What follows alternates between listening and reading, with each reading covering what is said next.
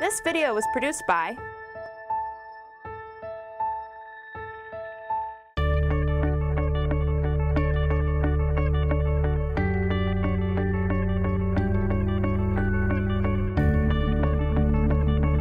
Welcome everyone. Good evening. My name is Michael Trocchia. Thank you for coming out this evening to our last JMuse Café event for the year, which will conclude our theme on space, place, and community. Tonight we have two speakers, or two guests, Dr. Rose and Ron Copeland here, who both have quite a bit of experience and offer some different perspectives on community and place. So I'm delighted to have them.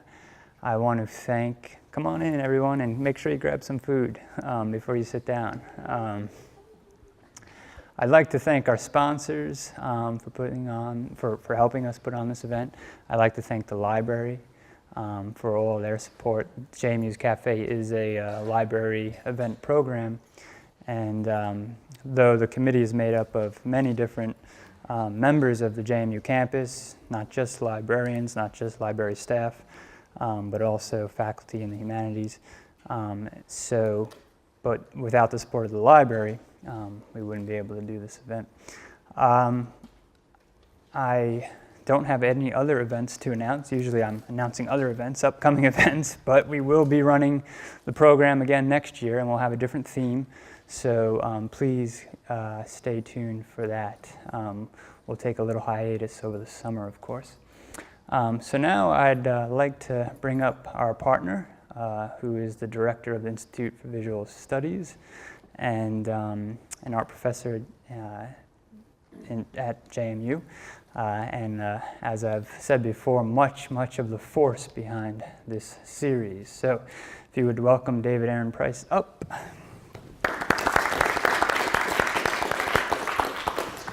Great. Thank you, Michael. Thank you all for coming. I know this is about the absolute worst possible time of the year, so it's great to see everyone here. I thought I'd give a little bit of background on the series that we had all year, and then how this piece fits into that series. So, as Michael said, we partnered with the libraries this year, and the theme was space, place, and community. And the idea there was the kind of intersection between those entities, and these, they're not the most discrete entities. So it's just give a sense of what we meant by place, space, and community. There were three parts to the series. At the beginning, we sort of examined the history of Harrisonburg, and what you're looking at behind me is an image from the urban renewal project that kind of started this whole series. It was looking at the past of Harrisonburg, a past that I didn't know about, and how the transformation of the built environment had transformed town and changed community. So hence the space, place, and community. So that was the past. And throughout the year, we kind of moved towards the present, and now we've gotten the future. Can you get the next one? Yeah. So one of the first conversations was looking at the area that was transformed by the urban renewal project. And so here you've got a kind of montage of a parking garage on Elizabeth Street and the house that used to be in its place. And then the question was, okay, well, after having explored the past, where are we now? What's going on in Harrisonburg now, and what's our relationship to the built environment today?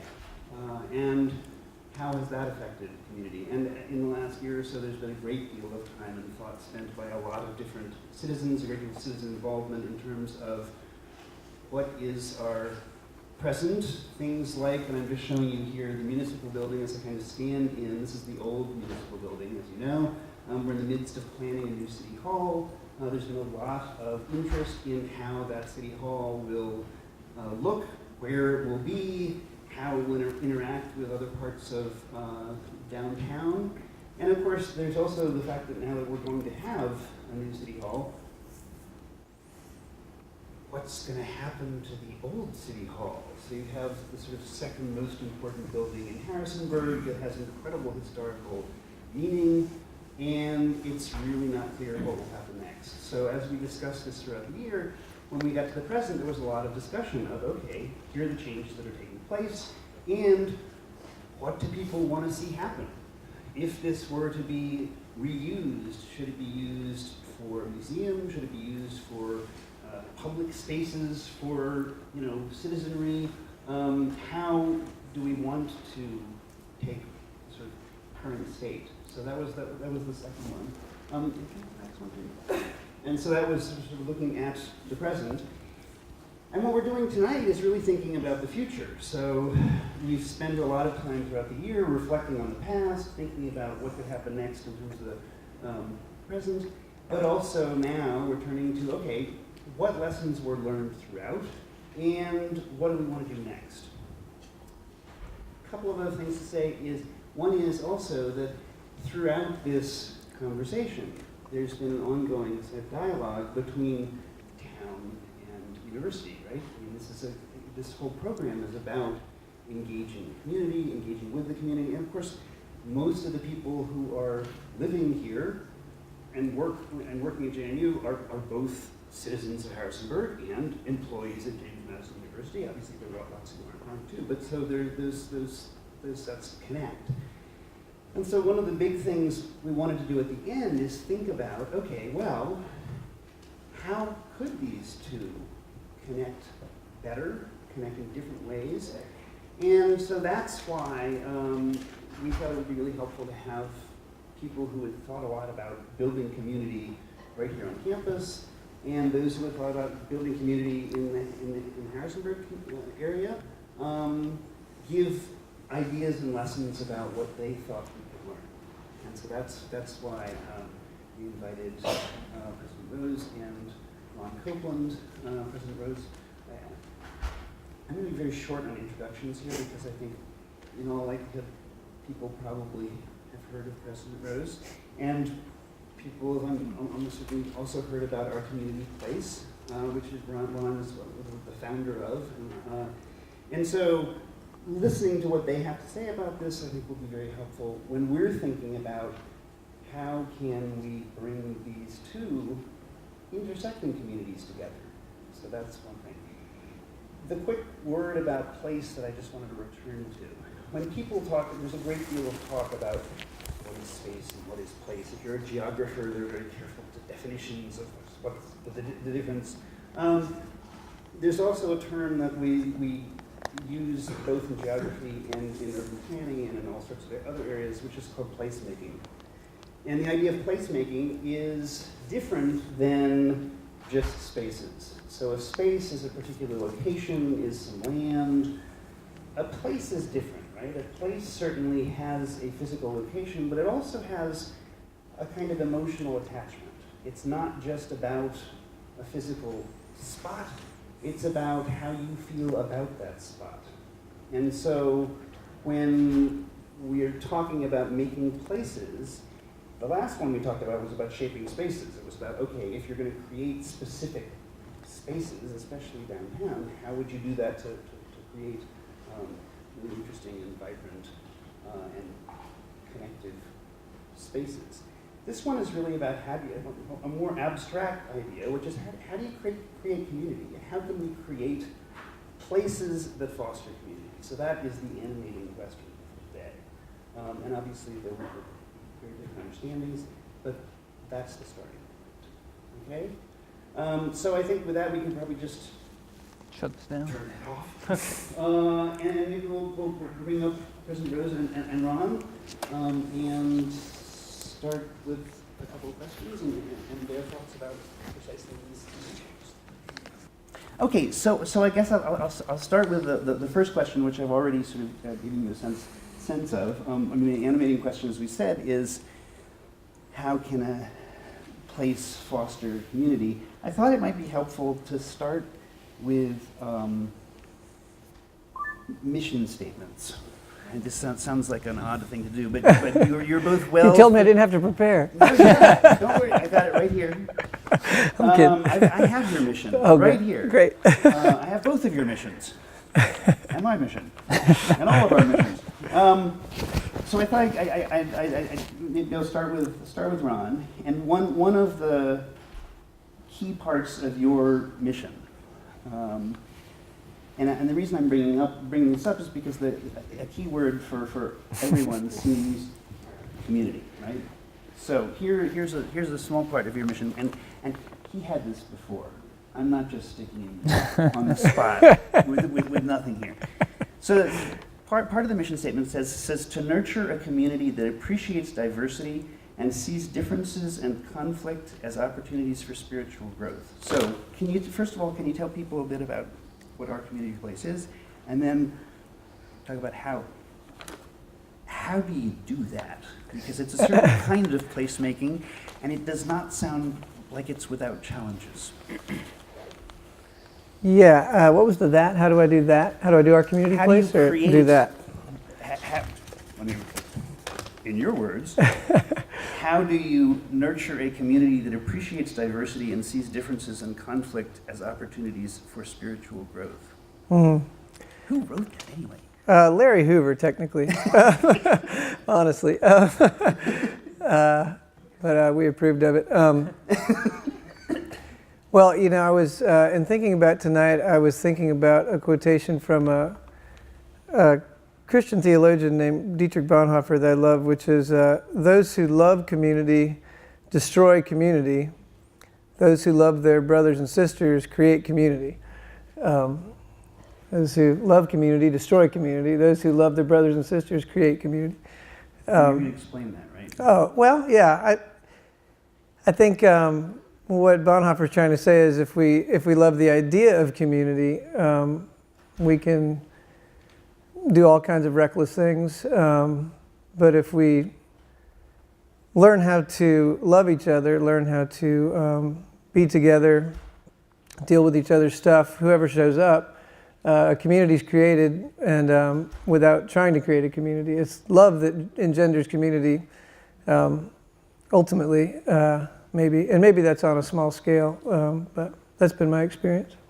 And can you give people a sense of what our community place does as well? Sure, yeah. Our community place evolved out of a free meal that was held at the Little Grill restaurant every Monday for 16 years. The idea there was to take the price tag off human interaction and see if we could just have a meal. And it was a no strings attached free meal, and so it developed a little culture of its own. It was fun. It was in the grill. People from different walks of life came, and there was a real balance. Judge Paul used to come every Monday for 2 years. We had, I know a professor here from JMU who would get his class schedule worked around Monday noon because he liked to be there. Folks on the street, folks dealing with addiction, all kind of crammed together in this little space. And anyone who came just to eat, I used to try to make them help. And anyone who came just to help, I would try to get them to eat. If I saw a big passel of, college girls over there, I'd create some crisis and say, hey, I need you guys over here. And I'd mix everybody up. And that's what, so that was that meal, and out of that, a group of us started a nonprofit in order to buy a little building across the street from us, which was on the picture here earlier.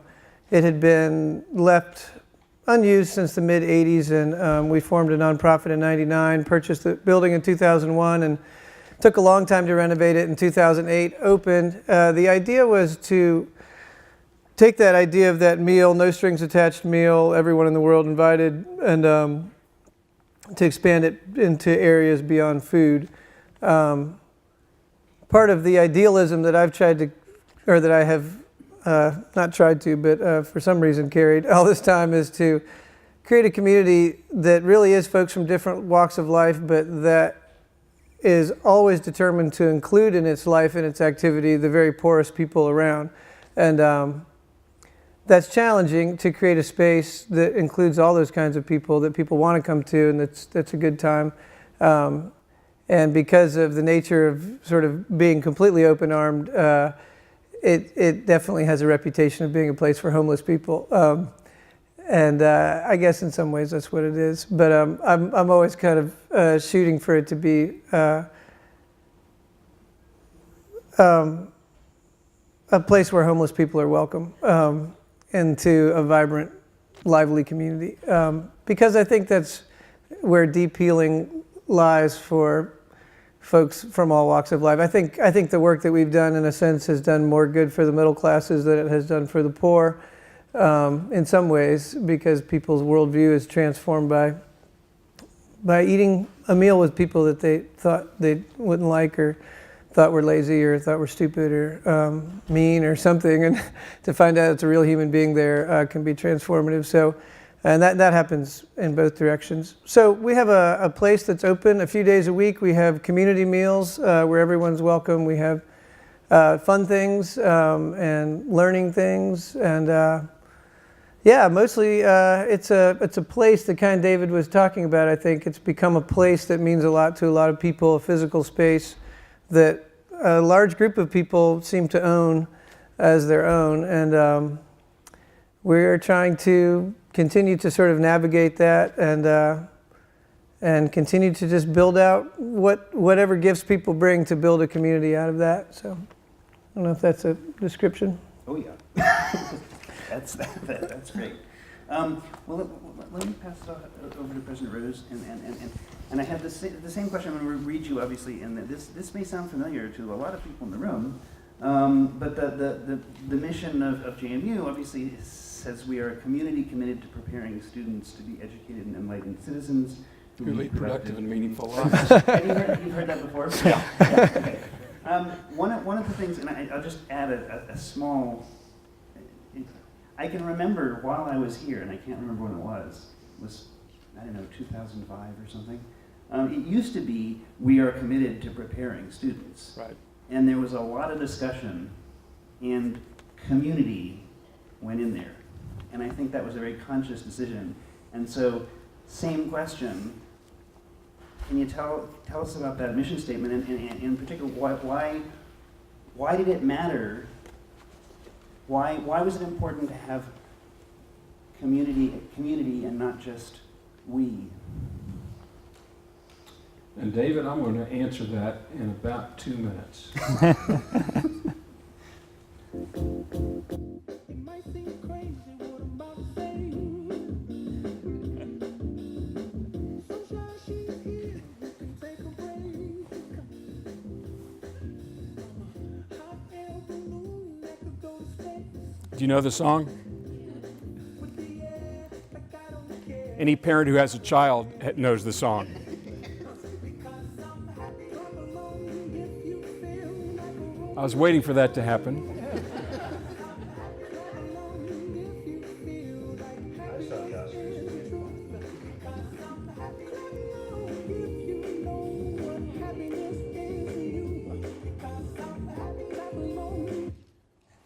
Okay. I'll explain the song in a couple minutes. But to answer the question about the addition of community to the mission statement, I think the mission statement had been in place for about 5 years, and we consciously went through a process of re-examining it because 5 years had passed, to see if something had changed, some conditions or aspirations have changed that should be reflected in the mission. And we made very few changes, but the most significant one was adding the word community. And I think you'd probably get 10 different explanations for why it was added from 10 people that you asked. But my explanation of it would be that people organizationally on a university campus are divided into divisions. Within divisions, departments or colleges or schools. And the sense was that everybody here, whether you are a landscaper or a dean, had something to do with our ability to achieve our mission. And that hence the word community should be added because it really reflected everyone's contribution to what we aspire to do, not just the academic division or some other individual within the institution. So that's really where community came from. And I think all of those decision makers who then evaluated the proposed changes kind of instantly knew that that was correct. And I don't think there was much discussion or argument about whether it should be added or not. Everybody had a sense that it should be. I am not academically prepared or trained. I haven't studied in the subjects of space and place. Everything I know about that subject is really derived from experience and observation. And having been involved in leading an institution for quite some time, involved in meeting a lot of people and trying to understand their needs and how the institution can advance their dreams and their aspirations and what they'd like to achieve. I've always felt that this space and our place, this campus, had a lot to do with how we achieved our mission. If we're here to help prepare students to be educated and enlightened citizens, then you need the right conditions for that to happen. And while I'm sure that you could have the same mission and be an urban campus, I felt that here, and I think others did too, that the environment was awfully important to what we wanted to accomplish as a residential university. The one exception to the fact that everything I know about this subject is really just observation and experience is something that happened this month 40 years ago. This month 40 years ago, I read a book called Small is Beautiful. And Small is Beautiful is actually a book about economics. And the full title is Small is Beautiful, A Study of Economics as If People Mattered. And I was an economics major as an undergrad. And if I remember correctly, the course was contemporary economics, which just means that I'd gotten through all those required courses, micro and macro and so forth, and had gotten to the point where I could branch out and do some interesting, cool things, and contemporary economics was part of that. And anyway, so we studied this book by E.F. Schumacher, and it was written that year, published that year. So it had just come out, and it's about a lot of complicated things. It's really a compilation of a number of essays. But the theme runs true through the entire little book, which is small is beautiful and scale is reduced. And that's always stuck with me. In fact, it's probably the only contemporary book that I recall from my college days, period. I remember lots of classics, as you do, but it's probably the only book that really came out during my time as a student that I still remember and think about. And I thought it had some pretty important lessons that have carried through in how I've approached things for the last 40 years. So how does that relate to the campus and to our mission? You cut me off if I'm going too far here, David. I'll draw another parallel first, if I may. And that is, and the academics in the room are probably going to be offended at this, but I'll run the risk anyway of the comparison. Who's been to Disney World? Okay, Busch Gardens. All right, well, one thing that I think they really nailed at both places is they are big places, but somebody recognized that we need to break this down into small components. Because if you walk in the front door into this huge amusement park, you're overwhelmed.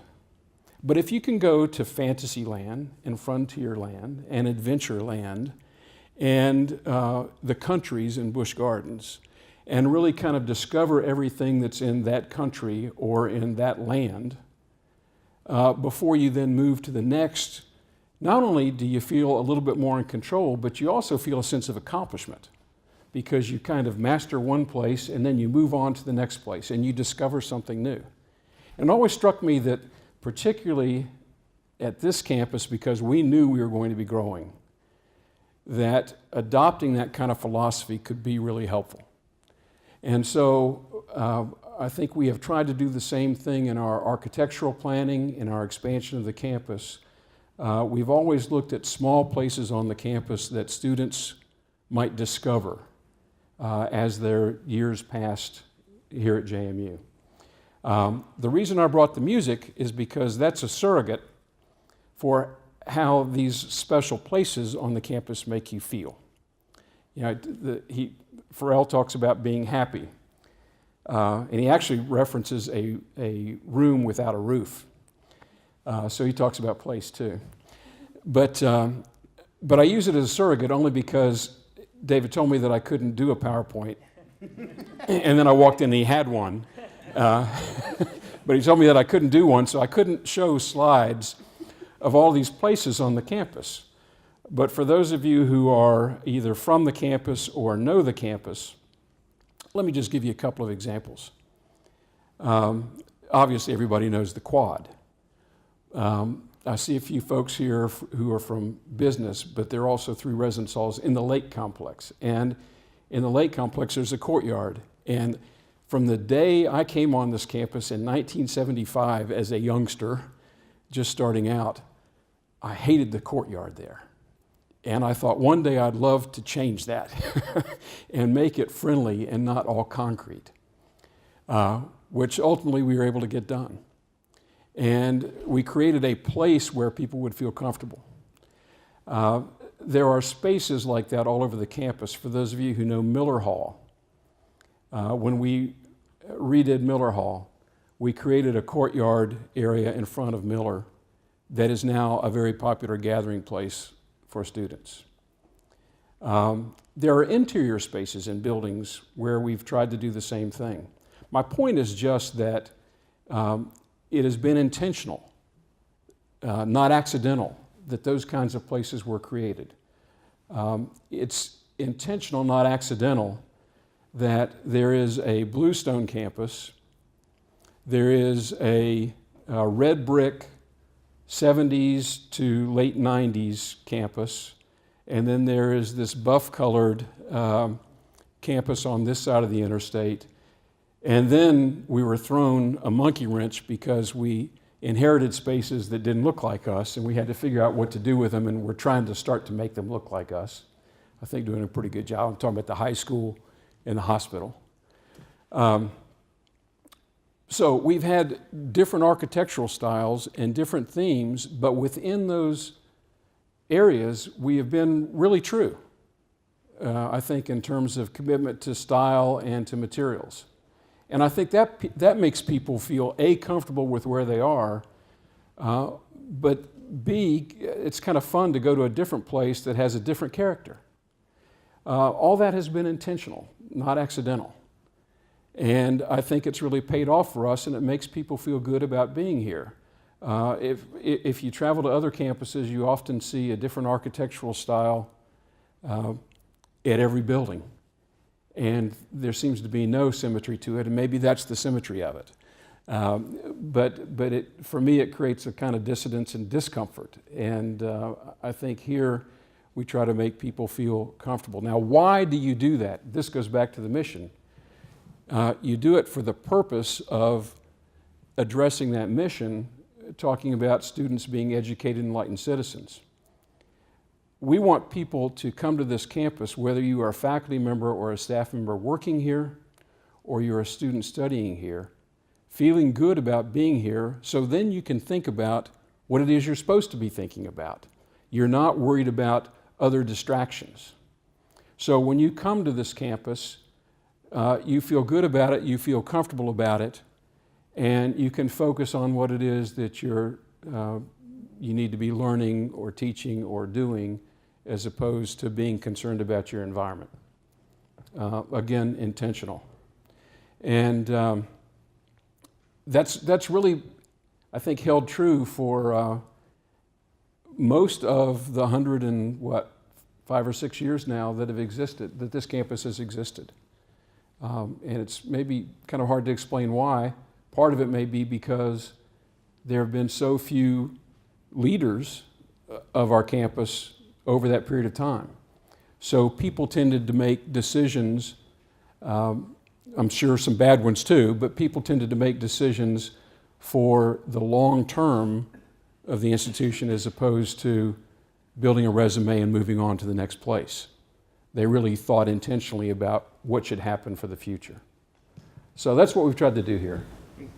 It brings up a whole lot of really interesting questions. And we can see that already there's the place word can go either way, right? Place is either something that's kind of conceptually and community oriented, but it's obviously linked to the physical as well. And so, so I guess my question would be this. I mean, just to continue that vein, in the same way, when I think of our community place, there's the farm, there's our community place itself.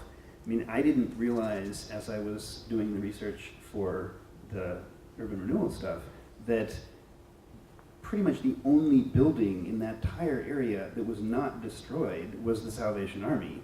And the Salvation Army became our community place, which is fascinating. But so that's a very, very specific place. Mm-hmm. And you've done very specific things also. I mean, in exactly the same way, you all have been very conscious about, okay, if we wanted to create a place where people would feel comfortable, you've got that, and you've also got the farm.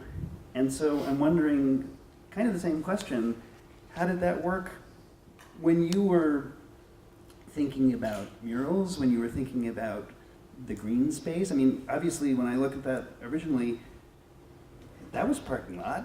I don't know how it was wrestled away from from roses, but what kind of decisions happened? What kind of thoughts have gone into making our community place, which is both about community, but it is also, as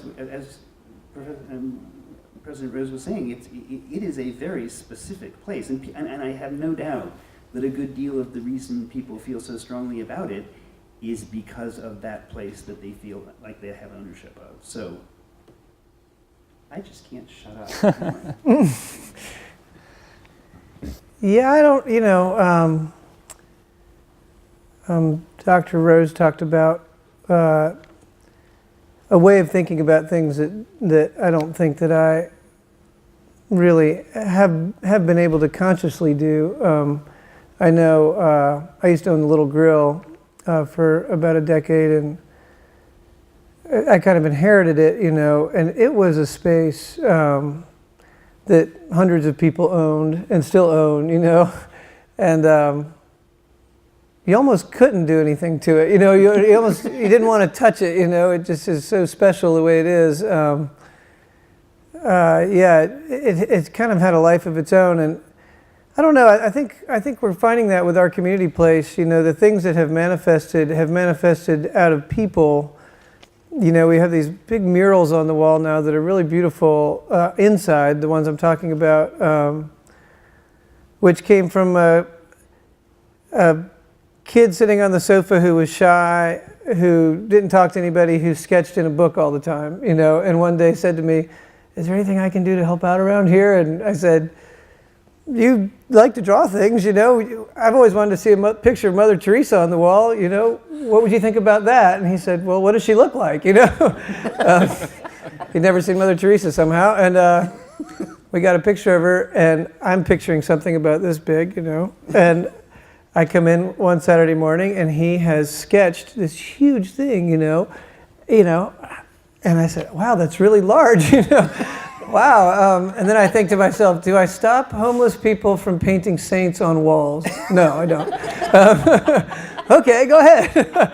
He paints this giant picture of Mother Teresa. He'd never done any painting. He'd only drawn things. He'd never painted anything, and then certainly nothing that large. And he was so enraptured with it, he said, "What else could I paint?" We said, "What about St. Francis, and what does he look like?" So he found a picture online, a depiction of Francis, and then went around the room, and now there's this great famous painting by Fritz Eichenberg that he meticulously reproduced called Christ of the Breadlines, where there's this silhouette of Jesus in this typical breadline from the Depression era, anyway, we have this incredible, I call them frescoes, these huge art pieces that have become so valuable to us. But it came out of relationship, you know what I mean? And I think that, you know, where I don't have the gifts that Dr. Rose has, obviously, and talks about, I think that maybe something that I have been able to do and encourage others to do is to connect with individuals with all individuals, and particularly ones that seem like maybe they don't have anything to offer, and find out what's there, you know, and then as they sort of blossom, then it can create beautiful things that become important that really weren't planned, you know. So I think that my strategy, if it is such a thing, it's almost accidental, has been to love people, and then a place sort of manifests that becomes then valuable to us all. Really interesting point. Although I would say that you said, hey, there's a wall over there. How about a picture? That is not, it just happened. It is clear that there was a gift, but you're the one who pointed the gift over in that blank space and said, go free. So that's one thing. The other thing that's very interesting here is obviously, and this is one of the reasons why I wanted to have you both here, is because clearly these are fundamentally different institutions. The question of scale is insanely different. The question of constraints is completely different. And the way that one can approach these issues is going to be completely different. So it's not that somehow there's a right and a wrong, and these are totally different situations. And what's fascinating is thinking about how we can learn from both. So I just wanted to make that clear. Can I make one point here? Yeah. Yeah, one point I'd like to make is that I think, Ron, in terms of the scale, you underestimate the value of what you do in your own work, because I think what we really need to be about, and this is what community means to me, is not averaging out and making everything the same. It's about how we find linkages from those individual activities and identities and personalities and organizations to bring them together, but to maintain their identity.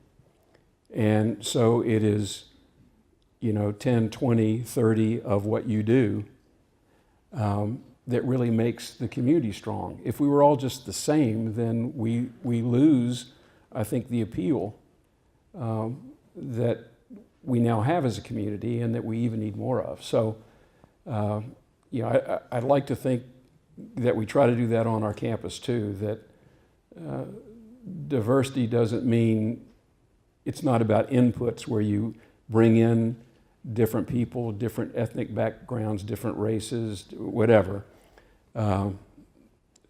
political persuasion, whatever it may be, and making them into one. It's about letting the organization, the structure, recognize the individual contribution. And I'd hope we would do that in our community as well. Makes great sense.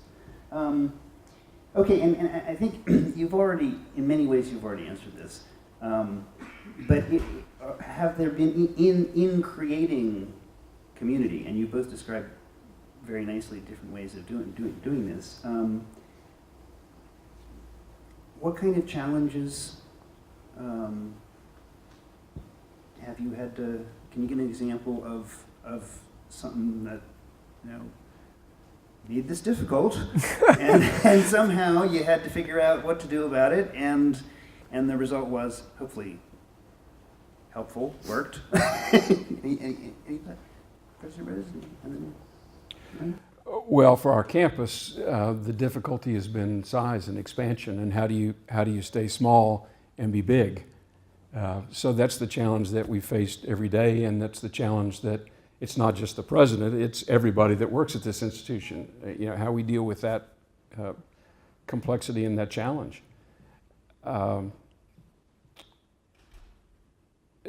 Anybody who has led any organization of any size knows that you have to compromise as you administer something. Now, you may stay true to your principles, you certainly need to do that, but implementation involves compromise.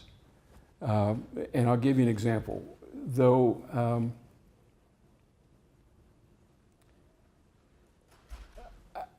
my personal preference is always to have smaller units and to disperse things.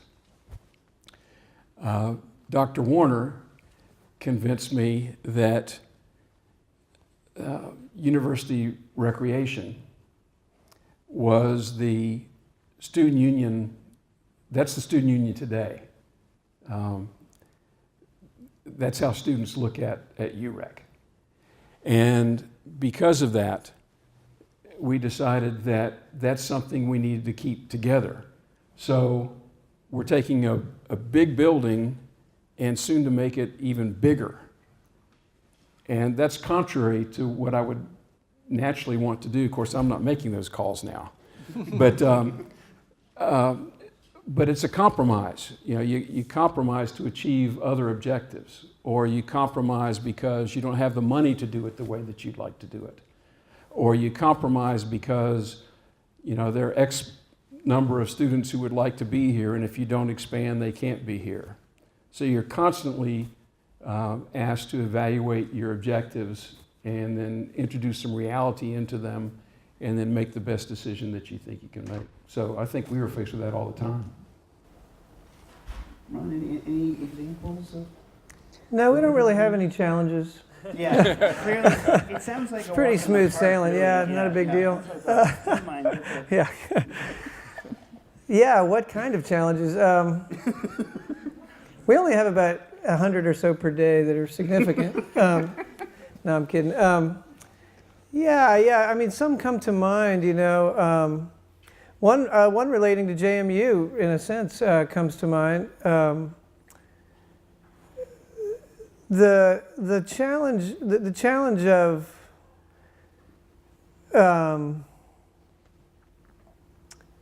one of the real challenges with the poor in America, at least in my little tiny slice, is almost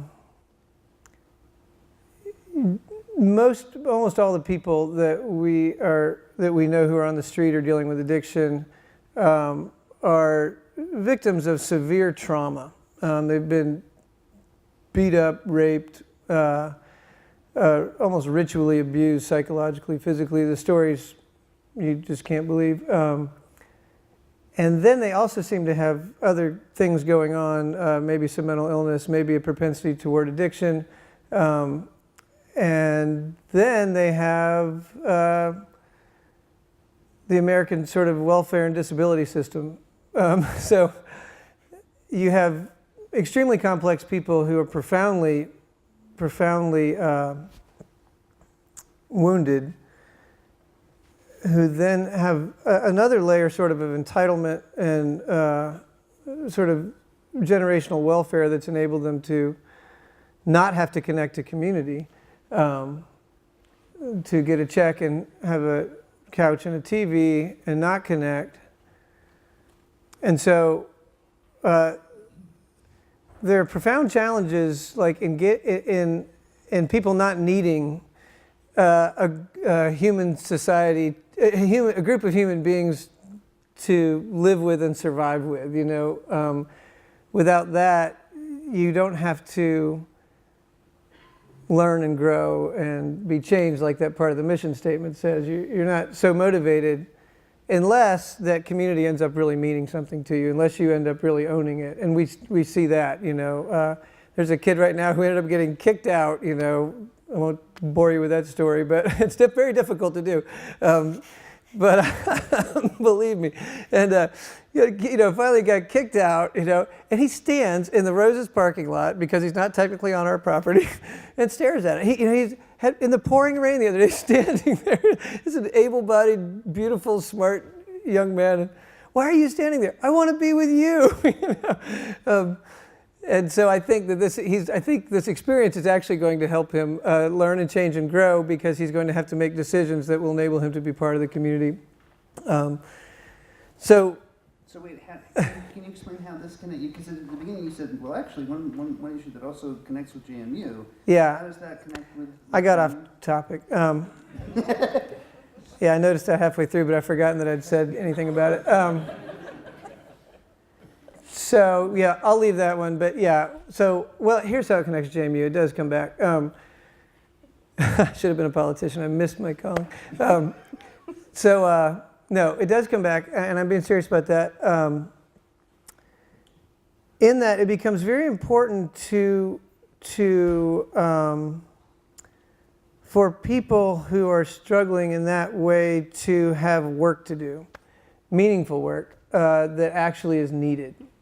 Not busy work, not stupid work. It has to have meaning behind it that's understandable, that has consequences for the good of the community. So when you have a whole bunch of beautiful creatures from Northern Virginia with a wonderful work ethic roll in to help, all of a sudden there's no work to do. And it's a conundrum. Because I want them to be there because it's good for them too, you know, and they have belly buttons, so they're welcome to be there. Only people without belly buttons aren't welcome. Everyone's welcome. But you know, I started noticing this in the old days at the Grill, where in the summer, when the students weren't around, all of a sudden, you know, everyone was cooking together and working together to make this meal. And the joy in people who normally don't have anything to do or aren't part of something that's successful, suddenly they're part of something that's successful. And they're thanking, you know, you for letting them help. And then the students come back and everybody's outside smoking cigarettes, you know. And then I'm trying to get them back in and wrangle it. And then at one point we, you know, award-winning Center for Service Learning from JMU, we asked them not to come anymore because it was hurting the community somehow, you know. And now we still are faced with this problem all the time. We just got a volunteer coordinator for the first time. And I think in the past, by being somewhat inept, we kind of kept people away. But now we have this volunteer coordinator, and we're finding that there's almost literally an endless stream of volunteers for our size. I mean, we can name how many volunteers we want. Between Bridgewater, JMU, and EMU, there's an endless supply of people that want to come help. But we question ourselves, do we need any help? You know, is that what has killed the American, you know, charitable kind of ethos for the last 100 years, is one group of people helping another? Is that what's continued to cripple people? Instead of calling them into a community where, hey guys, we got to cook dinner, who's going to do it, you know? So that is absolutely fascinating. And so are you saying that in fact what is getting in the way of community there is when the community is not fully of that place? In other words, if you have people who come from this community and they go to that community, then it messes up the dynamic of that community, because that community is now either watered down or transformed or messed with so that people feel differently, and all of a sudden they are not as bound to the community that they were a part of. Yeah, and well, well, a lot depends on motive, right? I mean, we've started thinking that maybe one thing we could say is we don't accept volunteers. Anyone's welcome to be part of this community. You know, so that, and one thing we're actually considering doing, which, you know, you really question whether this is smart or not. We're thinking about saying we won't sign anybody's paper. You know, you can't get credit, but if you want to be here, you're welcome to be here. You know, now that seems crazy because there's this endless supply of labor. You know, if you have something for people to do, but then we also have this endless supply of labor in the homeless poor. You know, and it makes a significant difference in their life if they can do that labor. But yeah, it might depend on motive. You know, the kid that's there just to get to 20 hours and doesn't even know where they're at and doesn't care, yeah, maybe that starts to hurt community. But we've had scores, hundreds of kids that have come through who do care about it and who do get it and who want to be there. And they very quickly sort of become part of that community, you know. And that's the hope and the vision. So, and a lot of that's just management on our part. And it's not a huge issue, you know. It's just a issue that I think is kind of interesting. Okay, that's a fascinating question, and it makes me think of on campus we have the passport program, which is much maligned by faculty, because what happens is you have an event and it becomes a passport event, and you have this massive stream of 300 people who come in to see your event, and they all sit in the back and then they all have their stamp, and then they all leave, and none of them, they did their homework while they were there. I'm exaggerating, but Right. it's the same kind of thing. So the question was always, do you want it to be a passport event? Well, Right. do you want the people, or do you want like engaged people? But that's a fascinating question. I think this gives us a great base to start on. What I'd say there also is at the end there, this starts touching on exactly the conversation that we'd like to continue, and that is, okay, we've learned about both physically and conceptually what it takes to make places. And one of the themes throughout the entire year has been, okay, so how can we have the kind of connection between the community here and the community in Harrisonburg and the region, and what kind of steps can we take to make those connections work better? So you just gave a perfect example of a difficulty of making that better. So I think the plan is we'll take a 5-minute break. Yeah.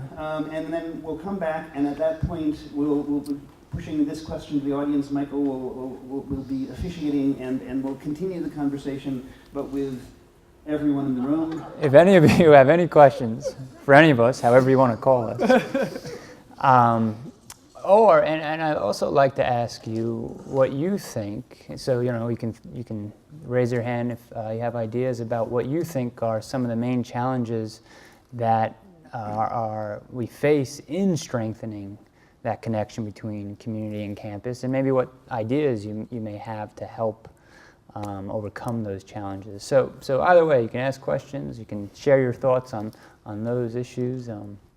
Anybody? I have a question for Ron, I guess. Oh, so Yeah. one thing, if when you have a question, you can stand up and yell. Yeah, if you can just project. It's a, Say it really loudly. Okay, I'm Harvey Gasser, not that matters, but my question is, did I just forget what it is? Ownership and getting the people off the couch and away from the television set kind of image there. There are a lot of people who seem to be quite comfortable with that. I have a feeling that people would rather work than not work if it was doing something meaningful and, of course, brought a little reward back. But can you explore that a little more? And because I really think there's a subset who doesn't care. Yeah. Are you talking about people who would be called poor, or are you talking about the whole country? Well, it can happen with college students too. Mm-hmm. They go to class, they go back to their lodging, wherever that is, and the engagement is going to be online, if anything. Mm-hmm. And I don't think that's well, you have online communities, but I don't think in this space, in this place, that's what we're talking about. Yeah, I think you're right that there are maybe folks who just don't care about that. Although I do think, I do think that I get the impression that everyone is longing for the same thing: peace, joy, and love. And so people go about trying to get that in a variety of ways. Obviously, it does seem that some part of us is hardwired for getting those things in human community. I tend to see that a lot through a Christian lens, but I'm aware that that is probably true just for everyone across the board. That's the kind of language that I often use. But what was the question exactly? What about that subset that doesn't seem responsive, even though you say we're hardwired that way? What are some of the things that get people up and going? What are the things that get them up and going? Yeah. I guess obvious things like finding out what it is that they like and trying to see in what way they could contribute that would be in line with their what jazzes them up. There's a kid, the kid that got kicked out. this kid, he's a sad case because he's actually very physically good looking. He looks like Heath Ledger. He looks like him. He can throw a football perfectly. He's in good shape. He's great at all sports. And he doesn't have any, I think he didn't make it through high school, got kicked out of the house when he was 16. And he can tell you about any football player you can possibly think of. He knows where he went to college. He knows everything about him, and movies. And not just popular movies. He knows, in depth about all kinds of films, actors, you name it, and you're just like, but he got physically abused his whole life, told he was a piece of crap every day of his life, and he believes it, and so he has incredible anger, and he has incredible fear, and he has incredible fear of transformation. He's learned how to protect himself, and I think that, I know that's for myself is true, and I know for a lot of people, we develop, especially if we get beat up when we're little, we develop coping mechanisms that protect us, and then they're not very useful as we get older, but it feels like safe space, and so we can even continue hitting our head against the wall, which is what this young man does. But I had this weird idea to get a hold of Martha Woodruff from WMRA and to see if she would let him get on the radio, or not like get on the radio, but teach him to do radio. I don't know why I thought that was a good idea, because he wasn't very interested in that. But she thought she had a better idea, which was, I'll teach him how to make a blog. And I said, okay. And so now he has this Baltimore Ravens blog, and I hope he's still doing it since he's been kicked out. He shows up every Tuesday and Thursday and works with Martha and puts out this Washington Ravens blog, and she's trying to help him get the blog out to other sports areas. He knows everything about the Ravens, and he has all kinds of opinions about them every day. He knows exactly what's going on with their trading and this and that. And so he's committed to it. He shows up on time, and he loves it, So, I mean, isn't that the real trick with anybody? I mean, finding out what they love and then finding out some way that they can do that. And obviously it's a challenge when you need some U.S. currency, and making a Ravens blog doesn't get it for you. Yeah, and I think that's, in terms of like people working, that's part of the huge challenge is that, working at McDonald's with some other folks who aren't that nice sometimes, and doing work that doesn't have any meaning to you at all and very little reward, and you already have social problems because of abuse and this and that, and you can't hold it together to stay there, and then you can't get any other jobs. It's complicated, and then the government wants to give you money maybe if you can prove that you're disabled. That's like the lucky ticket in our world, and then you're disabled, and then you can't work because you can lose your disability, and it's complicated. So I always hope that we can create like a economy where even if you do get that government money, the peace, joy, and love that you want and the gifts that you have to bring can be brought, and you can get those things in that economy that doesn't necessarily have to give you U.S. currency. And I think I see that happen with folks, but I think it's long and complicated, I think because of the multiple layers of protection that are there. Any other questions or yes? It seems like both communities, JMU and our community place, even though they're very different, might have a similar struggle with turnover of people in your community. Mm. And I'm wondering how you work around that, or what, can you say something about the turnover in your communities and how that either helps or how you've learned to work with it? And I think that's related to how JMU and the city or town either work together or really don't necessarily work together smoothly all the time, is that constant turnover. But I'd love to hear what you have to say. Well, I think turnover is a problem in any organization. If you have a strong organization, a vibrant organization, what you're working towards is trying to minimize that turnover. And so, relatively speaking, JMU has considerably less than you might expect from an organization its size. In terms of bringing new people in and having them drink the Kool-Aid, so that they share the commitment to the mission, you have to talk about it all the time. I mean, the folks who are here who know me and unfortunately have heard me make lots of speeches know that I rarely made one without mentioning the mission of the institution. I drill it home every time I have the chance. What was that mission again? Yeah, and in fact, and this is a true story, at least 6 or 7 years after the mission statement that we now have, slightly modified, was adopted, at my opening fall faculty meeting, I talked once again about the mission. I went back to my office, and a faculty member I won't name, and I'm not picking on him, but I'm just telling the story, comes into the office, and I hear him in my assistant's office, not in mine, but I can hear the conversation. And he says to her, "Could I get a copy of the slide that Dr. Rose used that talked about our mission and what we're trying to accomplish?" I thought it was really good. Well, I've been talking about it for 7 years. My point here is that you never know when it's going to catch on for somebody. And you never know, I'm serious, and you never know, if the person's a new person who's just joined the organization. So you have to be just really vigilant about always sharing what it is you value in the organization. And if you do that enough, people usually start to carry the message for you, and your organization develops a reputation that goes beyond its borders, so that when people do come in and join you, they actually want to join you because of your mission and how you carry it out and what you value. And so then turnover becomes much less of a problem because they come for that.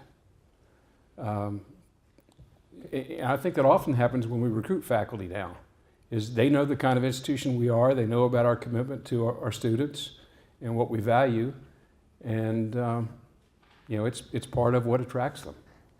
Can I ask a follow-up? How do you think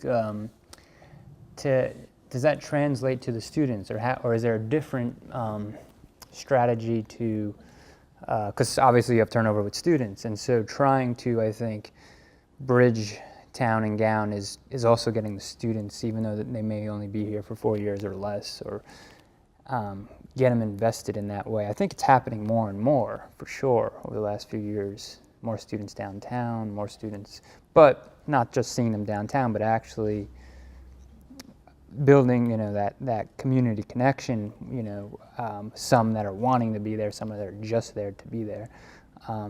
So I guess that's what I'm asking as a follow-up to her question. What was her name? Kim. Yeah, certainly if you're losing, roughly speaking, 25% of your population every year, and you're bringing in 25% new. And so, sure, you have that kind of a turnover issue. And yes, you are dependent upon those who have been here for a few years, kind of educating those who are coming into the system and learning it.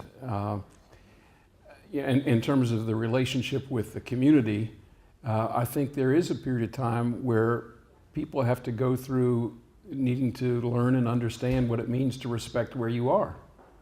And for a while, they think they're visitors. And to the extent that whether it's done from the community, outside of the university, or whether it's done inside the university, to the extent that we can help people understand they're part of this community and to respect it, then I think we're all better off for it. But it's a constant, it's like restating the mission statement all the time. It's a constant effort because of the turnover. You're exactly right. In terms of the interaction downtown, I think it kind of feeds on itself. There are more things downtown that students might do now than there used to be. On the other hand, maybe those things wouldn't be there if there weren't more students to be there. So it's really a cyclical relationship. But I think it's really healthy, and it's great that there's more of that kind of opportunity that does provide for more interaction. The physical space between what we have known as the downtown and the outside borders of the campus, that space that's in between, I think some people need to decide what is the mission for that space. Is it a transfer corridor from one community to another community, or does it become in a sense, a series of stop-off points in which those communities kind of meld together. And I don't have the answer for that. I don't know exactly how it will happen, but I think that's a real challenge for the future. Is if you don't pay attention to it, it'll just happen on its own. Maybe great that it happens on its own, or you may end up with an unintentional conclusion that's not what you wanted. So yeah, I think some sort of strategizing about how that physical space ultimately gets developed and how it affects the two big communities is pretty important to do. I got off track, I apologize, but turnover's a problem. Yes. Good evening. My name is Joe Tiernan, and I'm very happy to be here. I was helped by OCP in a very dramatic way, and I've been involved with them for the last 5 years. One of the things I've noticed with the founders of OCP, and Ron Copeland is alumni here of JMU, as is Jonathan Schrag and Brian Farrell, all were students here who stayed in the community after graduation and eventually started OCP. And that was a very important step. I do remember a meeting in which a bright, young, attractive young man looked like Bobby Kennedy or Jack Kennedy with the sweater over the neck coming in and wanting to help. And he didn't last. I mean, he left very soon after because it really wasn't, because you are dealing with real people there. You're dealing with homeless people and people who need help and who are very demanding. And also the help from EMU and the Mennonite community has been very instrumental in keeping that going. I think the real crunch is the money aspect of OCP, of trying to keep it running. But they're almost, there's a lot of JMU people there, so anyway, I appreciate it. Thank you. Thank you. Thank you. Any other questions? Yes. Actually, I have a lot of questions. Yes. The most important was from President Rhodes. I think in the early 2000s, Lynn. he actually appointed a commission. Sorry, President Rhodes for way too long. You actually appointed a commission to work on the relationship between JMU and the community. What were the key findings? Oh, you're testing my memory, Scott. I think the key findings really went back to the respect issue and understanding. I was going to say the two communities. I don't mean it's that discretely different, but understanding the two communities.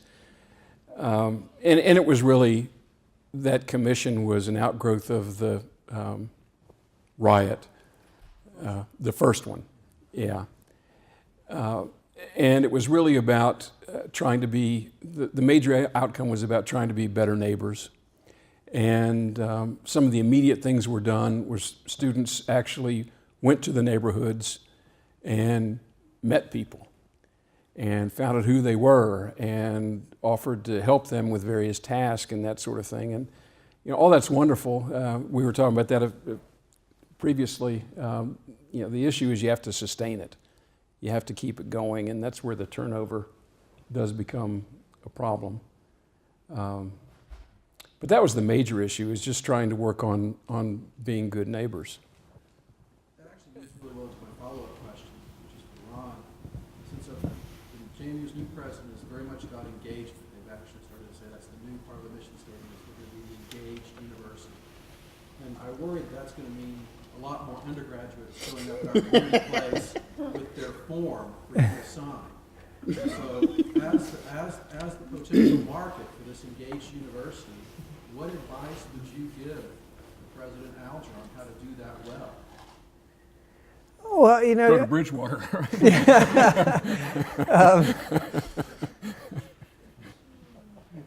As Lynn was saying, I don't mean to be cheeky. He's told me 3 times now to say that. So, as he was speaking, it reminded me of an idea that I was trying to sell the seminary professor at EMU on one time, and I don't know why he didn't like it. But maybe Dr. Rose will tell us why he didn't like it. It was reminding me. I was kind of straining my mind to think if we could do it with JMU in a creative way, and you know, I've always heard that the best way to learn something is to teach it. And so I had this idea with the seminary that we could create sort of like a people's seminary, and that students could, as an option, instead of writing a paper, come teach a topic at our community place and be open to anybody in the world, and kind of this like people's education. And so, yeah, I was kind of thinking, wondering if something like that might be interesting to take some topics that students are actually learning and get them to come teach it, you know. And obviously it wouldn't always be the greatest, but it might be great for them, and it might be interesting for us.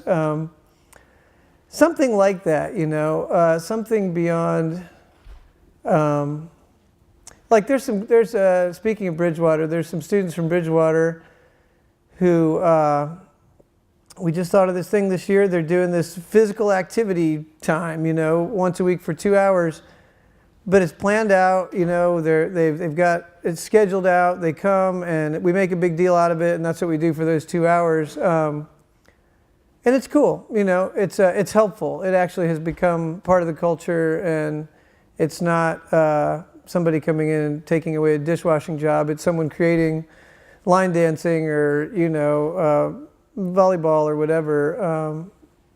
Because, I mean, I think that's the trick. Like, the stability is nice. Like, you know, somebody studied this, and I haven't, but I've experienced it, where if you have people whose lives are a train wreck, if it's just me and there's like 10, it's okay. But if there's 20, all of a sudden, things start getting out of control. People will be fighting, or people will be doing, you know. But if one other person shows up who has stable energy, it'll quiet it right down. It's something like that, a 1-to-10 ratio or something like that. So it is nice to have people come, you know, and participate. It's just when it kind of gets over, when it's too much and when they take away the work. So if they can add to the programming, but that takes more work, and it takes more face time, it takes more commitment, you know. And I think that's where maybe we might be checking out of the 20-hour crowd and looking for more of the internships and the practicums and things like that. I have a question. It seems like our community place welcomes people in, and JMU sends people out. And so I'm wondering, I don't know, I mean, JMU's got a lot of stuff happening. Are there programs or offerings where JMU is inviting people into the community? And if not, why not? But maybe that's happening. Glenn.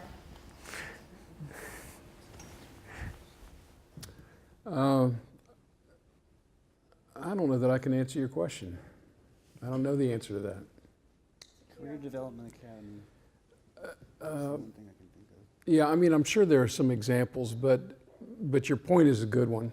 You know, there's a discomfort, not just from people who might need service, but there's a discomfort about coming on the campus to begin with.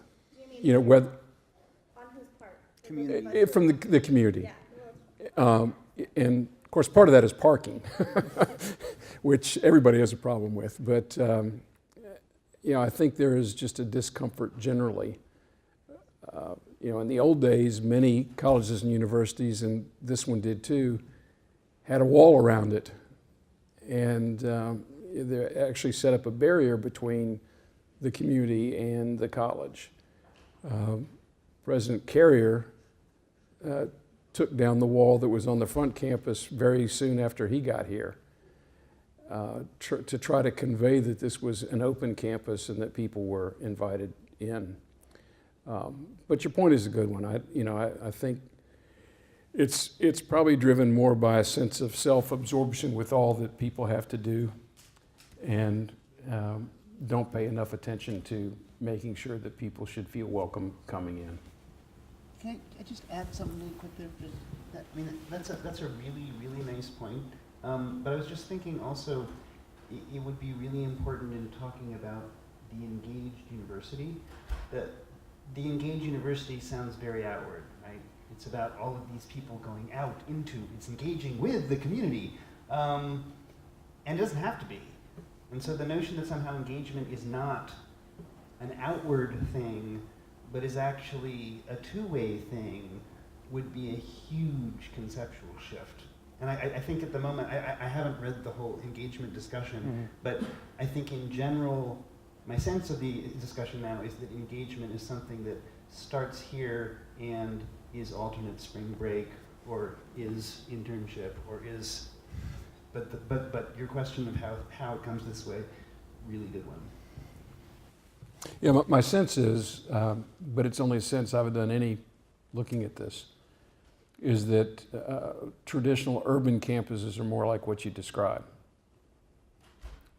where academic building A might be right next door to a business and not necessarily next to academic building B, which is what you have at JMU.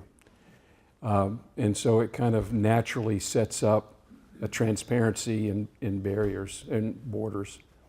And maybe the residential nature of this campus and others, even though there aren't physical walls there, there's still kind of a barrier that exists because of the heritage of the institution and its past mission. Can I add one very small thing? Sorry. One quick thought, that the Ice House, which has just opened downtown, which is part of what was the Casco Ice Building, and is now the Center for Entrepreneurship, but also the Department for Outreach and Engagement, is right down there next to the farmers market for precisely that reason. And it has got public space that can be used on the first floor, and this is absolutely an example of precisely the shift that we're talking about. And it opened 2 months ago. So it's yeah. Yeah, we'll go Sheila, and then I believe Scott had. Hi, I'm married into a family who've been here for like 8 generations. I'm from outside. And I just remember hearing my husband's family talk about, oh, those student housing complexes are so ugly, and why do they have to, take over our town, that kind of thing. So I was just wondering about place and student housing and how to make it good for them and the community, because if they're in these big apartment complexes and they have these big parties, that's a problem. They're not engaging with the community. But then if you had too many community people and students together, they'd complain about the noise. So I'm sure that's a big question, but there's any thoughts? Yeah, how would you like to be the mayor of a 20,000 person community, all of them 18 to 21?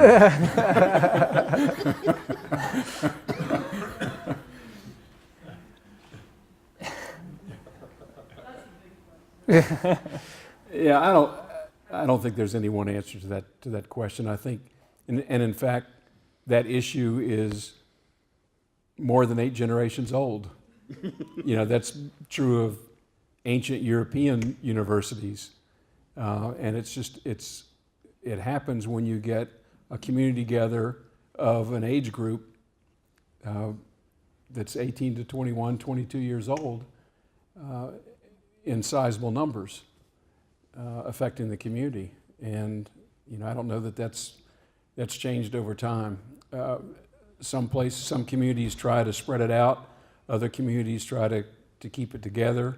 Harrisonburg, I guess, made the philosophical decision through zoning, to try to keep most of it together. And there have been some advantages to that, and there are disadvantages, some of which you mentioned. But I don't know that there's any one answer, though. I think. I guess I have one thing to build on Sheila's point. I was really concerned about the reputation of the city of Harrisonburg when I was working on a strategic plan for the university. And they did a survey in public affairs, and I want to assure you that JMU is no more hated than any other large organization. So, the hospital, JMU, HEC, it was all kind of the same. It's a large organization, it's the same level. So I was worried about the college link to town too, but apparently it's not as big of an issue. Although it was a conscious decision, I guess, not to build enough dorms to accommodate a large number of students, or a large percentage of students, even though we have first-year students live on campus. But I wanted to come back to your comment about parking. And I know you said it tongue-in-cheek, but when I came to this meeting, that was the first thing I thought of, was like, you know what, JMU talks about engagement, and I actually agree with David, it needs to be about a two-way street, about coming here, especially thinking about all the things JMU has to offer the community. But is it realistic to think that you can solve that problem? Because we talk about event parking, but I don't think anyone who hasn't read the JMU parking regulations really knows what that means. Before we answer this question, can I ask you, how did you find the parking how did people find, because that's one of the things we were trying to do, is say, look, it should be very easy to park here, and point out the lots, and I don't know if we succeeded in that, but I walked. Okay. He walked too. Okay. Yeah, okay. We found it fine. You found it fine. I find it easy. Found it easy. I think, maybe it's just a lot more of that too, of whenever you have an event, going the extra mile to welcome people, give them the maps, give them the areas, highlight things for them. I'm sure that's just a small part of it. That's just targeted, right? Right. I'm just Mr. Community, I'm this community member. It's like I want to go see a show. Mm-hmm. How does that work? Yes, if I drill down, I can find it. Right. But yes, like is parking enforced on the weekends? I've heard homeless Right. Some say yes, some say no. And who wants to roll the dice on a $100 ticket to really find out? Right. Well, and I think too, if I could add too, one of the places that might help, and I don't know if this speaks to the question, but better defining that area down, between, and we talked about this at the last JMuse Café on space, shaping spaces, and Lynn brought it up, that connector between downtown and the edge of campus. If that space, so maybe you're not worried about parking, but at least the ways into campus seem more inviting or more open or less physically blocked off or obscure. Just people might feel a little more at ease entering campus. Now I know, but there's these questions about, can I, just park, you brought up parking, so.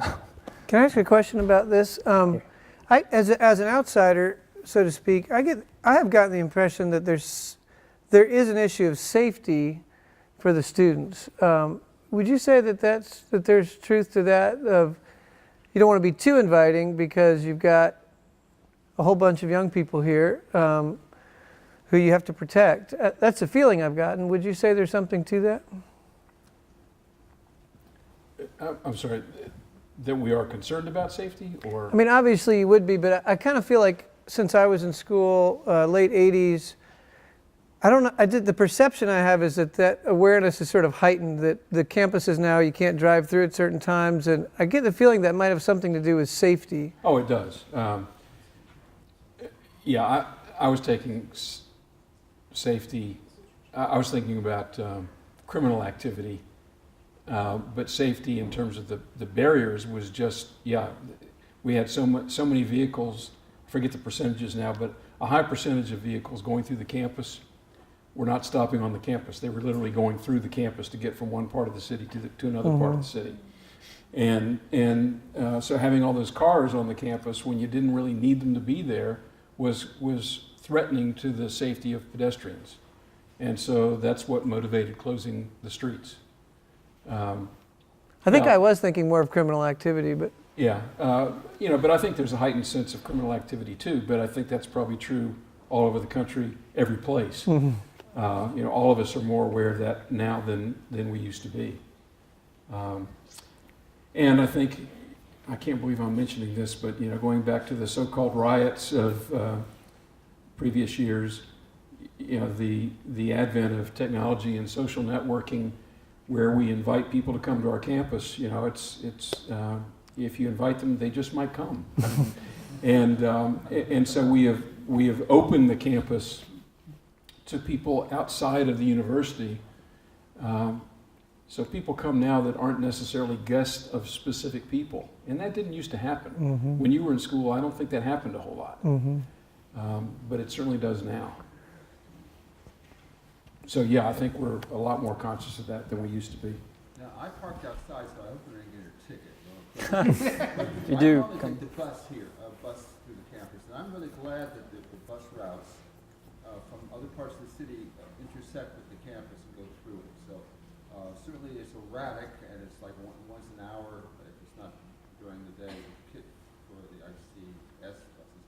But there is buses going through the campus, which is great as far as I'm concerned. Ralph? I'm Ralph. I have a question, I think, that goes back to the quote that Ron read us at the beginning of his talk. To me, it seems that communities develop an identity, they develop a culture, they develop values. And what is the secret to keeping a community from developing an identity that is so strong that the boundary between that community and other communities becomes impermeable? It's, we're talking sometimes here about physical boundaries, but there are, I think, cultural and social boundaries between communities. So how do we achieve the objective? Is diverse community an oxymoron, I guess is my question.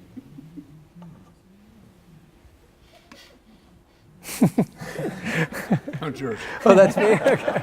I think what that quote was talking about was that when you get so self-absorbed with your own community, you are not able to see your brothers and sisters.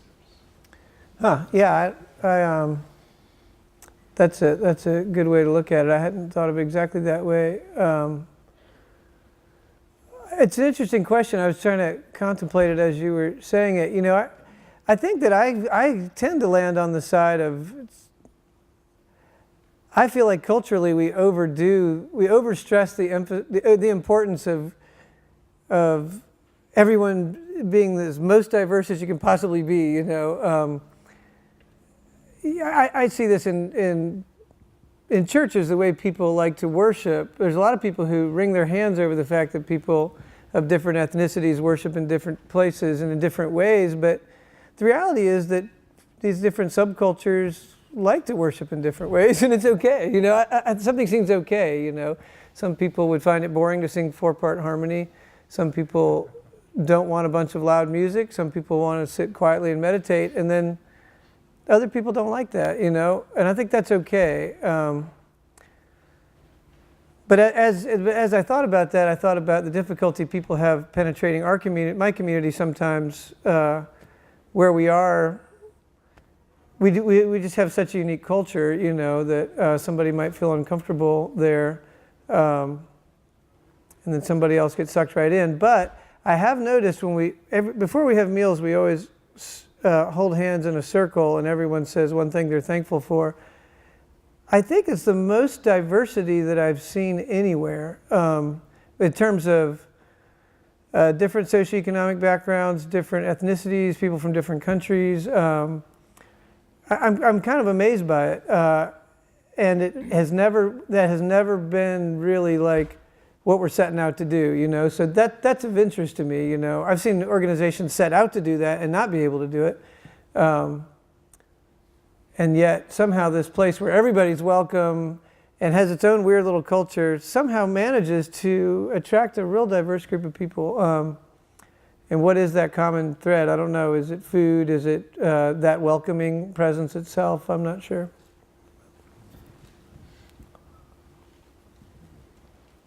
My question is for President Alger. Well, he's not here. Rose, sorry. It's all right. You mentioned earlier that JMU's campus is too small to accept all of the students that we might want to accept.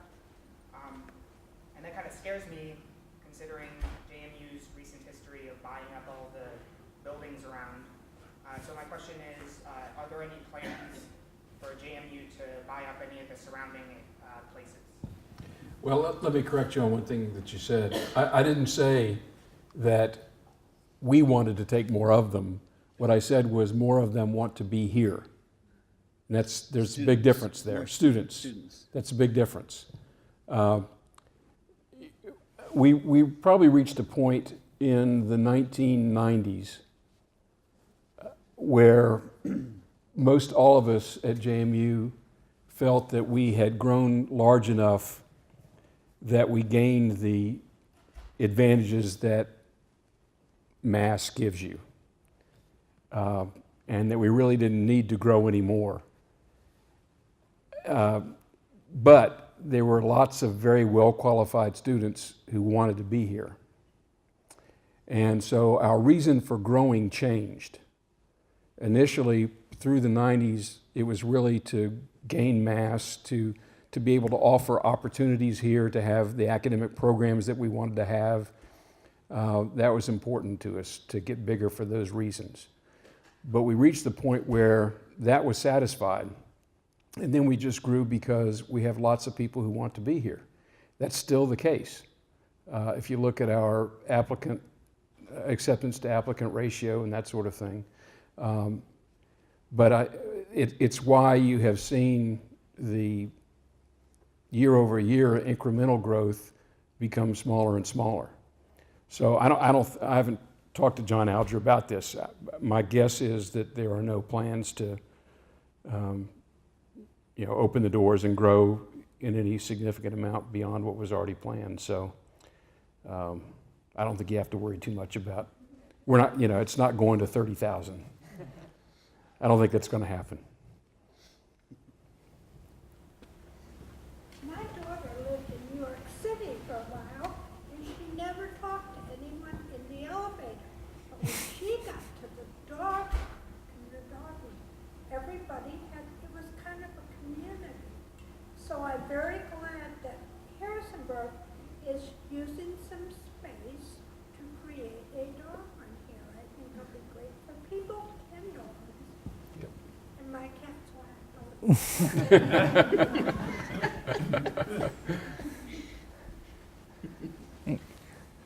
Well, we have just about 10 minutes or so left. If yes. This is just a little one.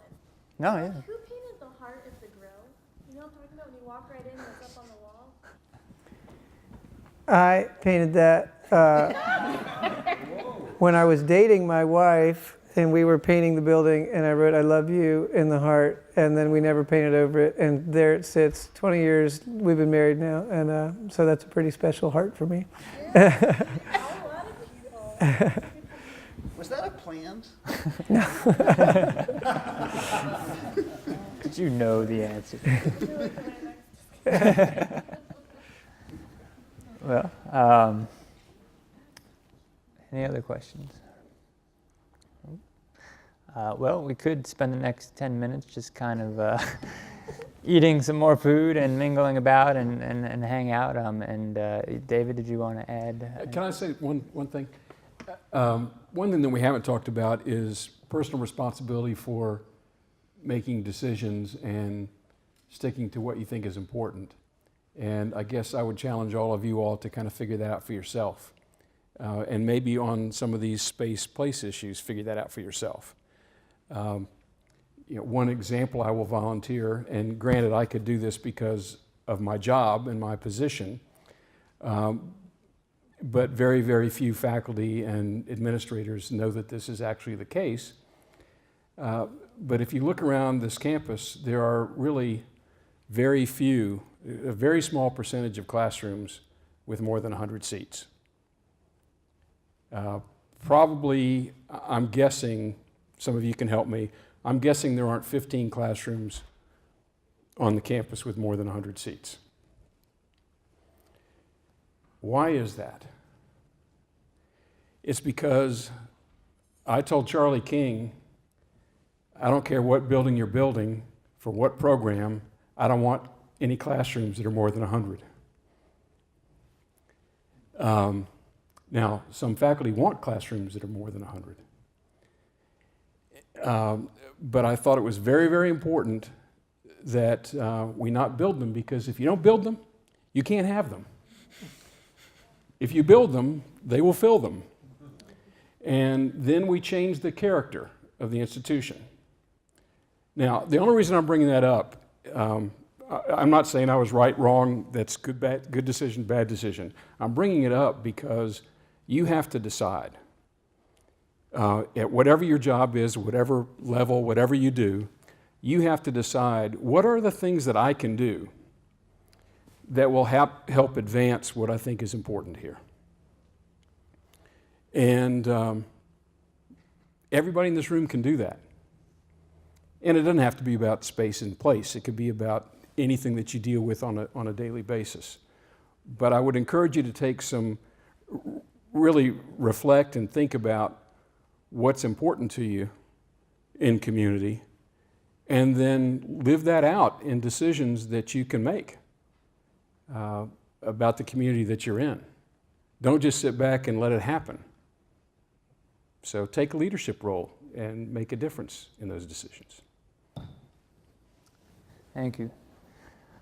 And I want to thank everyone here for coming. One of the things we've stated throughout is trying to design a program that does get campus and the community together. And I feel like we have succeeded a little bit in that regard. Certain events more so than others, but one of the things we could do better here, I think, is get more students at an event like this, where they clearly have a stake in this. There's a passport program. Yeah, and we've talked about that, and we've gone back and forth about it. And sometimes you get them here, and they perk up and they listen and they're engaged. It's just sometimes getting them there.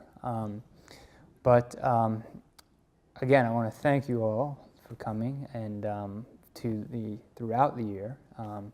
As we now kind of have, hopefully, more tools, more resources, more things that we've learned from all of our panelists throughout the year to think about this city, this campus, and how each is growing, not necessarily side by side, but together. I'm turning it over to David if he has any closing remarks. Very little. Okay. Well, first, thank you to Ron and Lynn. Sorry, Dr. Copeland. Wonderful conversation. And just in general, I want to thank the libraries and everyone here. I think the community conversation idea is a wonderful one, and I have no idea what will happen to it, but the idea of having this kind of conversation on a regular basis, downtown, here, you name it, we're not going to be the ones that are making this happen every time, obviously, but I would love to see what happens next, and I think it would be helpful obviously for the university and for the community to continue this dialogue. So thank you so much for coming, and if you have questions, I'm sure the guests will be here and we'll be here, and otherwise thank you for a great year. Thank you.